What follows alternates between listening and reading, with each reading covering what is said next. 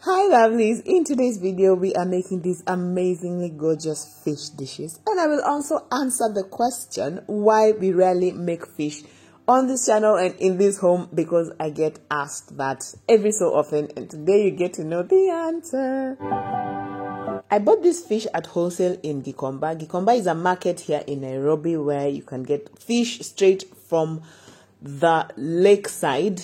That's where most vendors will get their fish on wholesale. So basically, the reason why I rarely make fish here is I find it grossly overpriced when it's brought to me at the estate. So I was like, I am going to buy from the real people who bring it straight from the lakeside. And it was an interesting journey. Let me just say, I saved a lot of money because for a fish that I would normally pay about 350 shillings, I ended up paying 250, which is awesome. You also get so many different types of fish, because I got this tilapia, I got Nile perch, and next time I'll go buy a lot more, which was awesome. So yeah, they also cleaned and scaled the fish for me, which is awesome.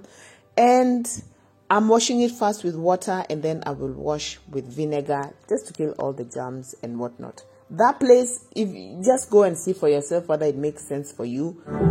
Yeah.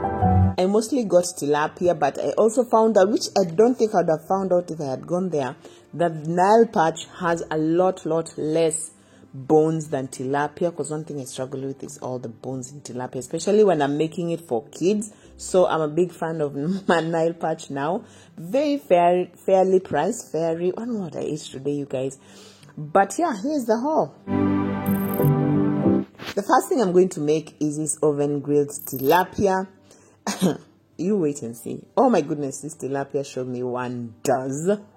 But anyway, what I'm using some curry powder, paprika, a mixed spice thing like Royco, and then onion powder and ground cumin. I'm going to mix this up, and then I'm going to apply it all about the fish. But first, I'm also going to dry the fish, just to remove the extra water. And then make sure I get this spice blend deep into the cuts and everything. And then I want to put it into the fridge to marinate for about an hour, because you want those tastes to go deep into the fish. I did all this, and then this fish, oh my gosh. I don't know why this fish did not like me. You try to eat healthy, but oh my gosh, this oven grilled one. Okay, let's marinate it, and then I'll let you know how it went later.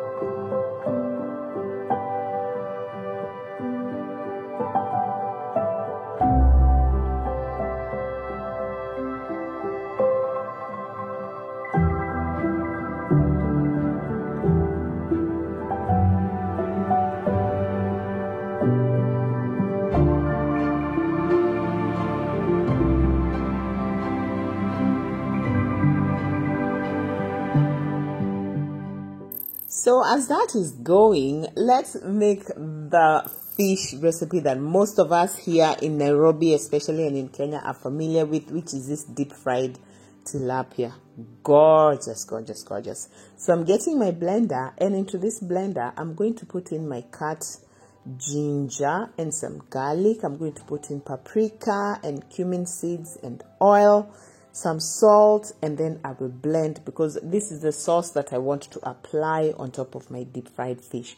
Normally when you buy it from the ladies who do this for us here in the streets of Nairobi, I feel that they don't normally go the extra step of putting all the spices. So that's one more benefit of doing this for yourself at home, which you get to, you get to make it the way you want to make it. You put in your spices, you blend it, you do whatever, you marinate it and all that.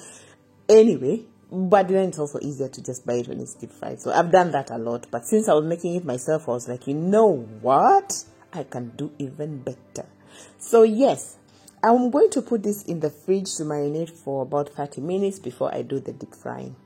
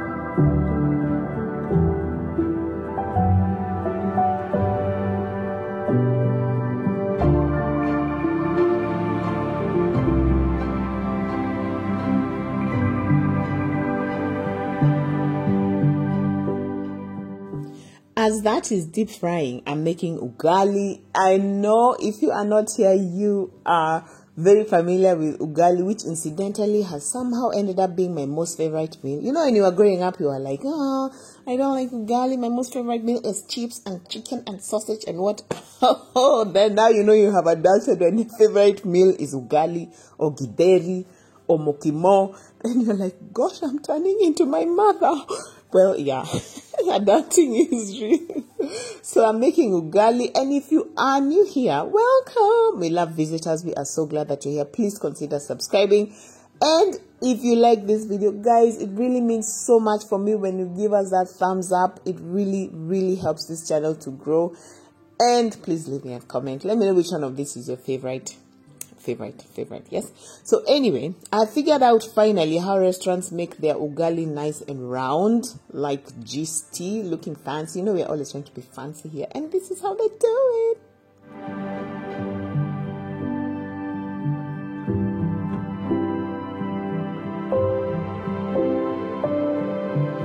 And you all know how much we love this mokore.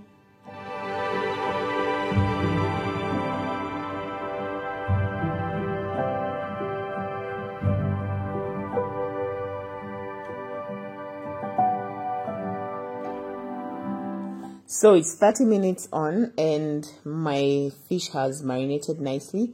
So I will just heat my oil in my pan. And then one more thing I learned when I was researching for this video is that you want to put a piece of onion or garlic in your oil first, just to flavor the oil, because if you flavor the oil, therefore you flavor the fish. I had no idea, okay? Then once the oil is nice and hot, I'm going to put in my fish and deep fry it for 10 minutes on one side, then flip it and fry for a further 10 minutes, and then it will be ready. I always want to make sure before I start deep frying that I've prepared where I'm going to put this fish or whatever, because me and hot oil, we are not buddies. Okay, we are just not. I have such phobias. And I want to make sure I remove these onions before they turn brown, because now if they turn brown, they just leave sort of a bitter taste, and I don't want my fish tasting bitter. Yeah, but it made a difference.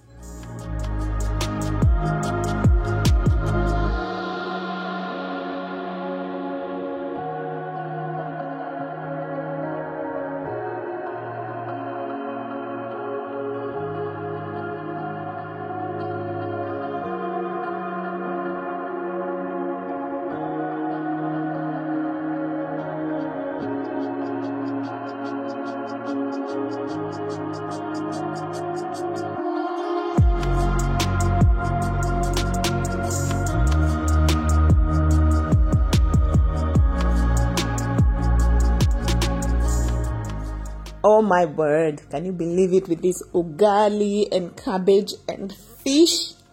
This is heaven, okay? And lemon takes it like 10 notches higher.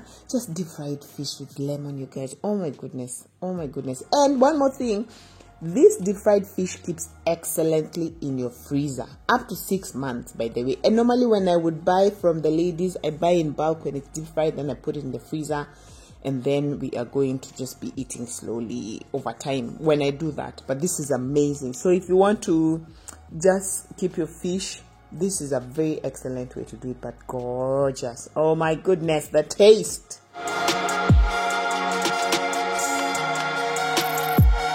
Now, if deep fried tilapia is too dry for you to serve to your precious bundles of joy, one more thing I like to do is I like to make this stewed deep fried tilapia. Normally, this is how we will generally have our fish, because as I said, I buy it when it's deep fried, okay? Then for this, I'm going to cut the fish into half. I just find it's easier to cut it before I stew it, because once it's stewed, it's messy and all that. Then I'm frying my onions in some oil. Then after that, I'm adding in my chopped garlic.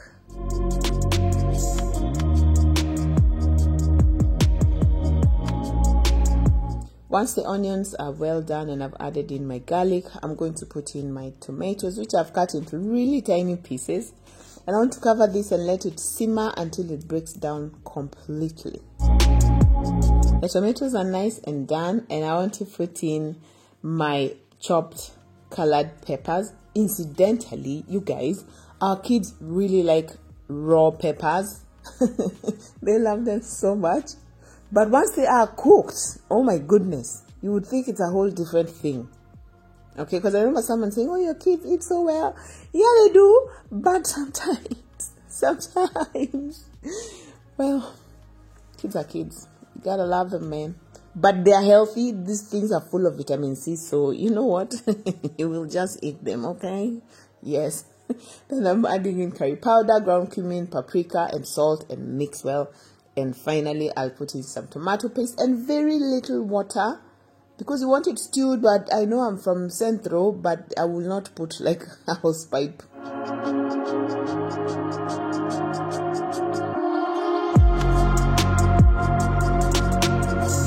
So once my stew is nice and done, really, I try to keep my peppers from overcooking. Just leave them a bit crunchy, you know, for the sake of the picky kids.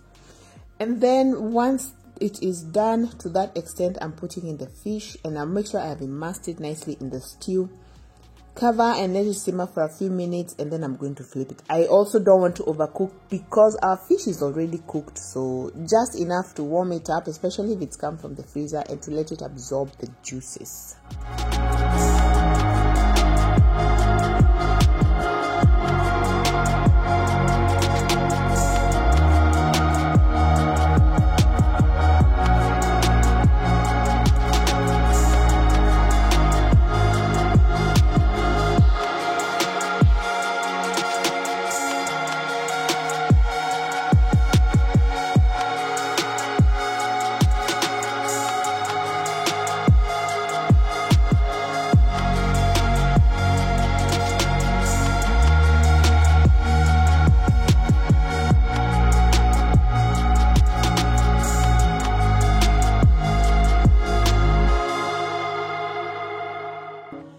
grilled fish has marinated well over an hour.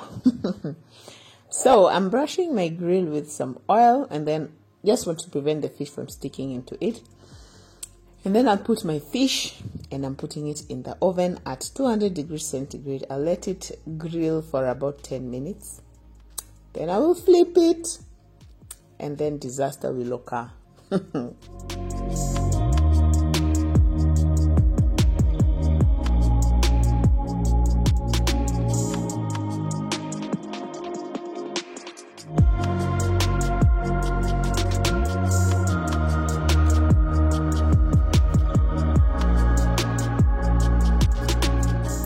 Now, if you're feeling extra super duper fancy, and here we try to, we aim for fancy, but we always fall short.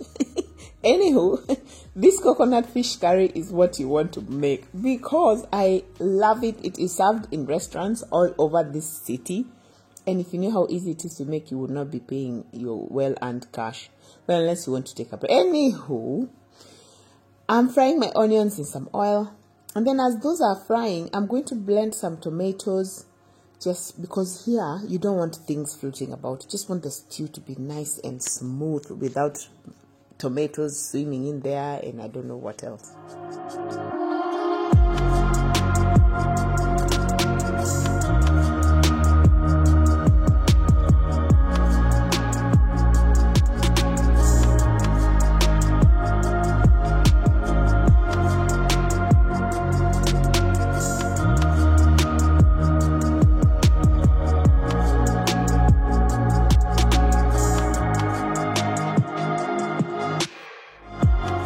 Once the onions are nice and soft and translucent, I'm going to chop this garlic into minute pieces and chop my rosemary into equally minute pieces and add both to the onions.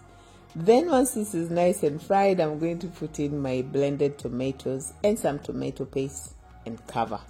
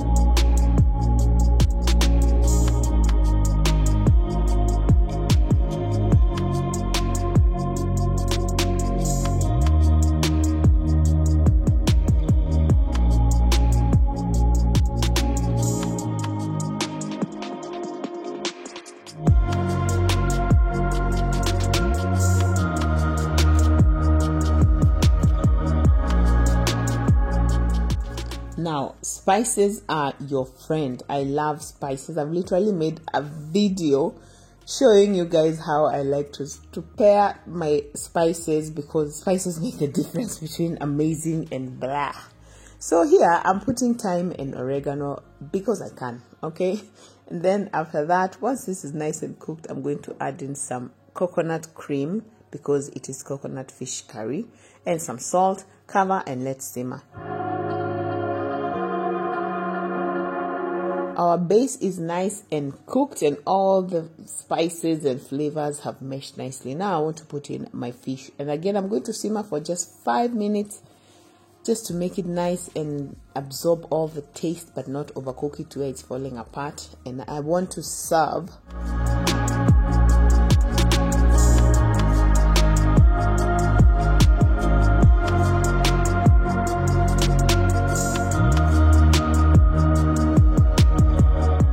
Oh my goodness, I hope you're dialing somebody right now. I don't know whether it's still CNN or Food Network or BBC. Just call somebody. Look at this. What? Delicious, man. And now, time for the disaster. You know, we just keep it real here. Flipping this grilled fish was a pain. I don't know which word I'm using for, because it just fell apart. I don't know, guys. I don't know where I'm going wrong or where I went wrong with this fish, because I mean, are you serious? My sister, give me a break. Anywho, here's the finished product. The taste is gorgeous. It smells beautiful, but you know, it gotta look nice first before people taste it. Anywho, this is how I did it. Try it for yourself. Let me know where I went wrong. And if you'd like to watch more content, I've done these amazing freezer meal videos because we try to make everything in batch because we save time over here, and I'll see you over there. Bye.